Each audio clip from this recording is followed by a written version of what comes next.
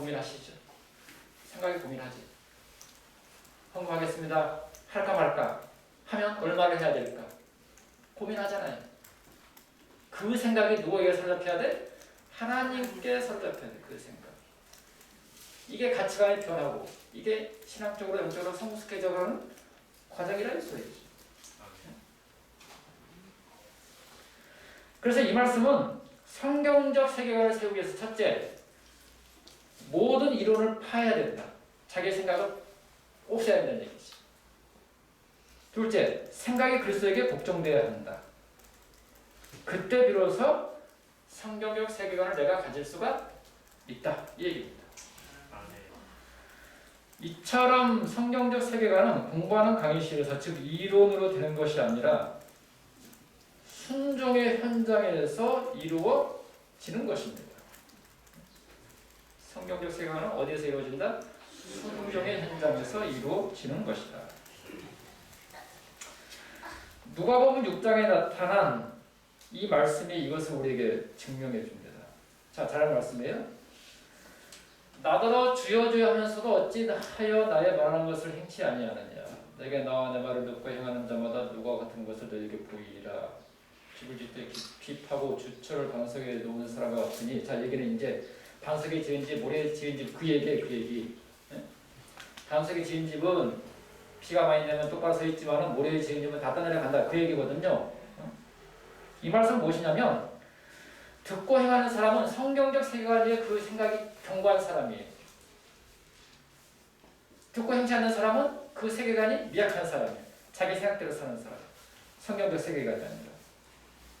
그래서 이 말씀은 뭐냐면 견고하고 흔들리지 않는 신앙, 성숙한 신앙의 원리는 듣고 행함, 즉 순종에 있다는 것입니다. 근데 듣기만 하는 사람은 지식은 형성되는데 가치관이 형성되지 않아요. 이론은 알아요. 근데 그 이론이 내 가치관으로 되진 않아요. 이게 순종하지 않을 때 생기는 문제예요. 그래서 이런 사람들은 시련과 어려움이 닥치면 신앙의 껍데기조차도 무너지고 파괴됩니다. 내가 그랬죠, 어저께. 오늘도 그랬고. 건축은 축복이자 시험이다. 여러분들을 무너뜨릴 수도 있는 것이 건축이에요. 세울 수 있는 것이 건축이다. 그 여부는 내 생각에 의한 것이다. 그래서 야고보서 이렇게 얘기합니다.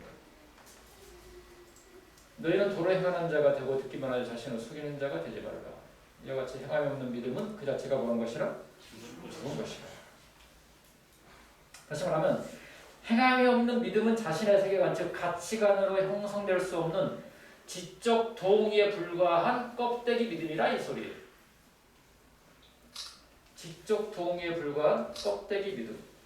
많이 안 것하고 그것을 순종하여 자신의 가치관을 만드는 것은 별개의 문제입니다. 내가 많이 한다고 순종하는 게 아니에요. 이런 얘기 하죠. 우리 교인들 귀만 크다고.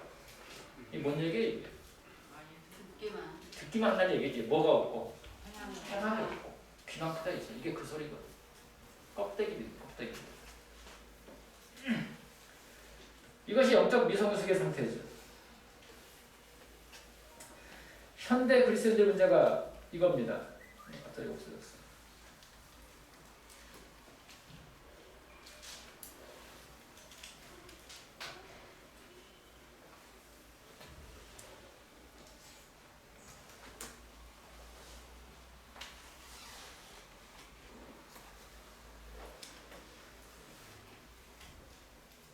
나왔어요? 네, 나오고 있습니다.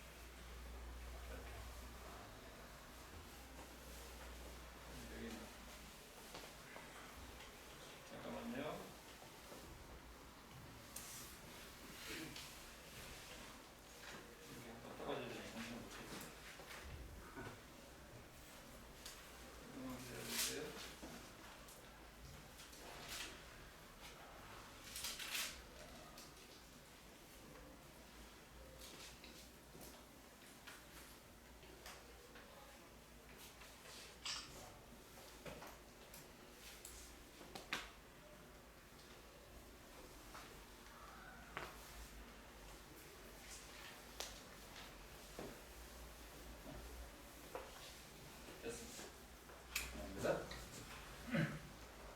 자, 그 다음에 세계관과 내적 키움 문제.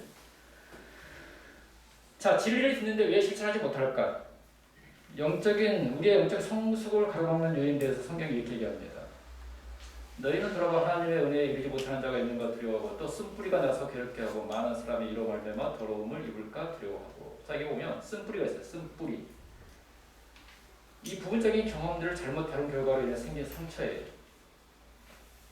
자, 여러분들 인생 살아가면서 이런저런 경험도 하시죠. 요즘 말로 트라우마. 어떤 안 좋은 큰일을 당하면 트라우마가 남거든요. 근데 이 큰일을 당했을 때 그 큰일을 잘 취하지 못하면 이제 트라우마가 남는 거예요. 영적으로 쓴뿌리예요. 성경에 쓴뿌리라고 그러거든. 이것이 이제 쓴뿌리 혹은 상처인데 자신의 삶의 영역에서 겪은 어떤 경험들을 의미합니다. 특별히 어려서 겪은 충격적인 사건들은 커서 그 사람의 삶에 큰 영향을 끼쳐요.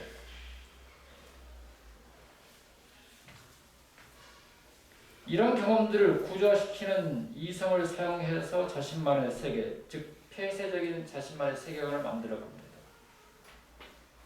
가치관이 형성되게 되면 그것을 무너뜨리고 성경적 세계관을 받아들이는 것이 정말 어렵게 됩니다. 바리새인들은 성경을 경험과 논리로 정형화시켜 갔어요. 자기 나름대로. 하나의 구조로 딱 맞는 거 바리새인들. 이것이 이제 표준이 돼가지고 다 갖다 대는 거. 이건 또 틀렸어. 이게 바리새인입니다.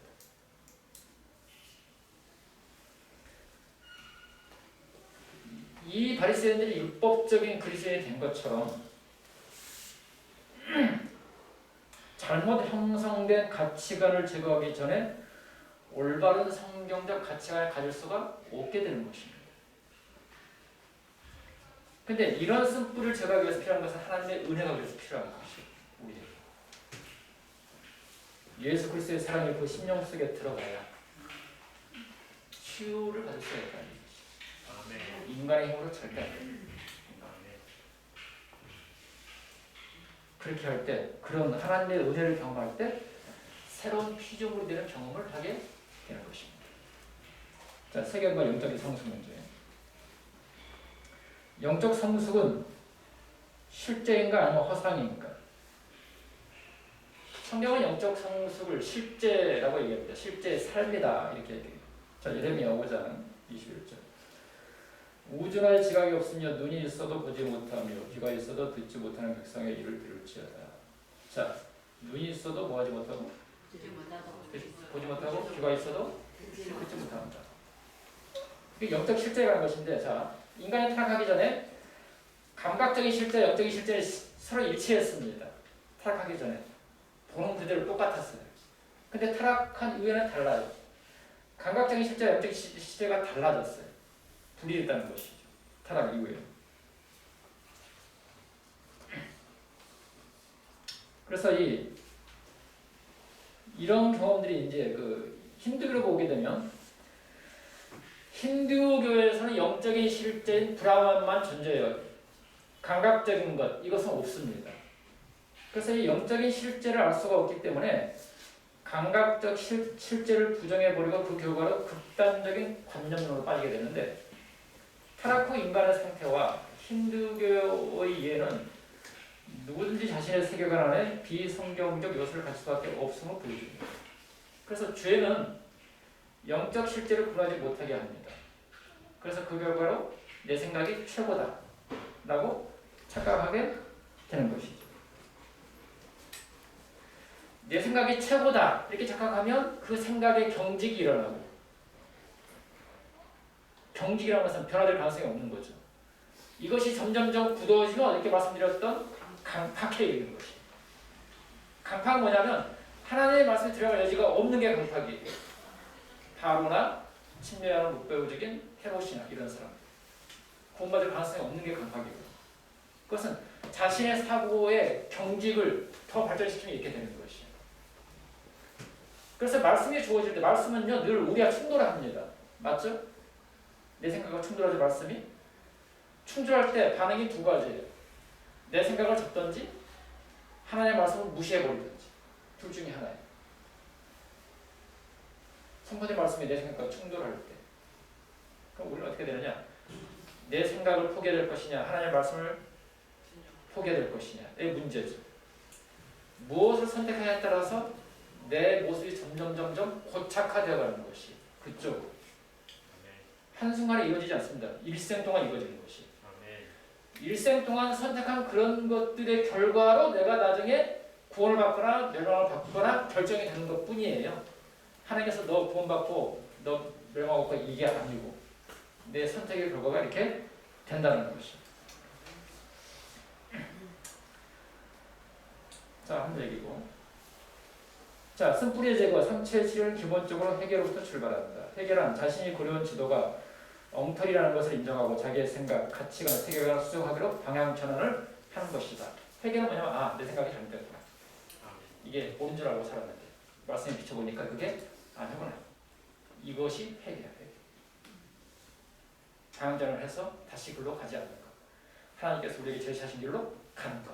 그게 해결이다. 영적 성숙이란 하나님의 눈과 마음으로 역사, 사회, 개인사를 보는 것입니다. 영적인 말은 초자연적이다 라는 뜻이 아니고 하나님과 올바른 관계에 있다 라는 의미이며 하나님의 관점과 방식을 따르는 의미입니다. 이게 영적이에요. 그래서 하나님의 관점이 성경적 세계관이고 영적인 사람은 하나님의 방식으로 보고 하나님의 방식으로 행동하는 성숙한 사람이다. 이게 영적이다. 이해되시죠? 네. 자, 이제 진짜 마지막. 세계관과 영적인데. 그러면 자, 말씀 순종하기가 어렵죠? 쉬워요, 어려워요? 말씀 순종하기가. 쉬워요, 어려워요? 입니다. 대답하기 싫어요? 여기 총 공사비가 얼마예요? 교회? 20억 20억. 이게 정하고 있습니다. 내가 볼 때 모자랍니다. 제 경험상. 공사비 산출한 것 자체가 모자라고. 그리고 산출했다 산출했다 거기서 대체로 10% 20% 추가됩니다. 100% 추가돼요. 일을 하다 보면. 그러니까 여러분들은 최소 25억 공사가 되는 것이고 25억에 30억 사야 될 거야. 김 빠지는 소리? 김 빠지는 소리라기보다는 모자라면 어떻게 하면 돼? 내가 되면 되지. 대답은 간단하잖아. 우리 다 하늘을 소망하는 사람들이지? 맞아요, 틀려요? 대답 소리가 점점 적어지네.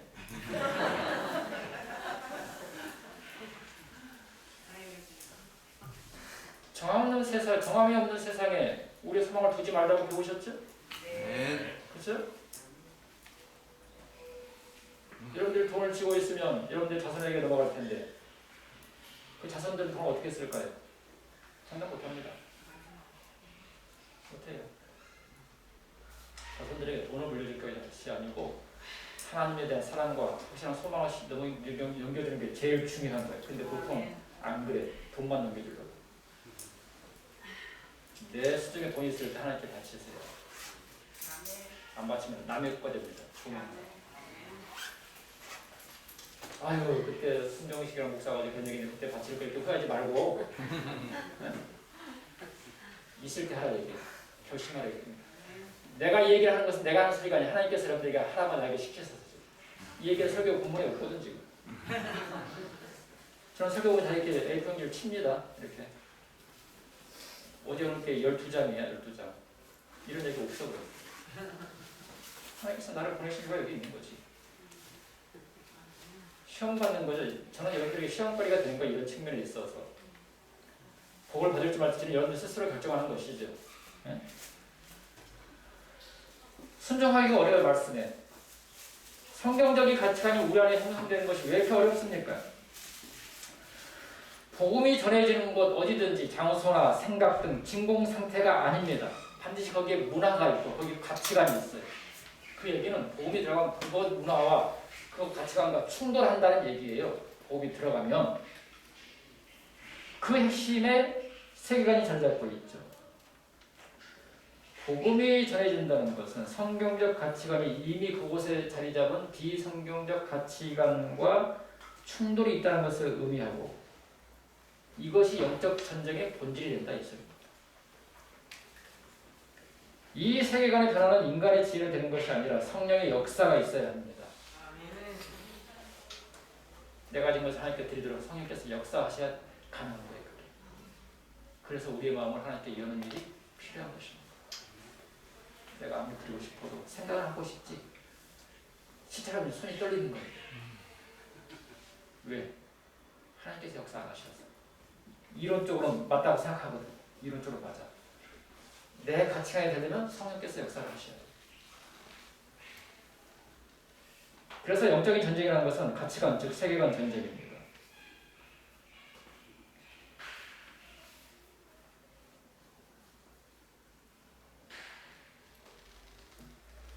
출애굽기 7장부터 15장에 애굽의 요술사 모세 대결이 있죠. 그 출애굽할 때 열재앙 그 얘기예요. 이 전쟁은 여호와 신앙과 바알 신앙의 대결이에요. 다른 게 아니에요. 재앙이 주된 목적이 아니고 인간 배후 역사하시는 하나님과 애국의 신들로 대표되는 이 바알 신앙의 싸움이 있어요. 사실 출애굽이라는 것은.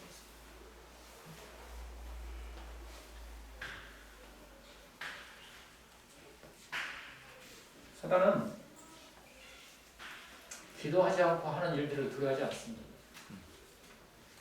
여러분들이 권총학교 기도하시는 것을 정말 잘하신 거예요. 기도가 우리 하나 묶어줍니다. 아멘. 기도 안 하시면 반드시 문제가 생깁니다. 기도 안 하시면. 소홀히 하시면 반드시 문제가 생깁니다. 건축 시작되면 목사님 바빠서 새벽에 못 나올 수도 있어요. 그래도 여러분들은 새벽 기도를 놓으면 안 됩니다. 아멘. 하셔야 됩니다. 누군가가 주도하셔야 돼요. 에이 내일이 아니지 이렇게 하지 마시고 누군가가 하세요. 교회는 모두가 주인이니까.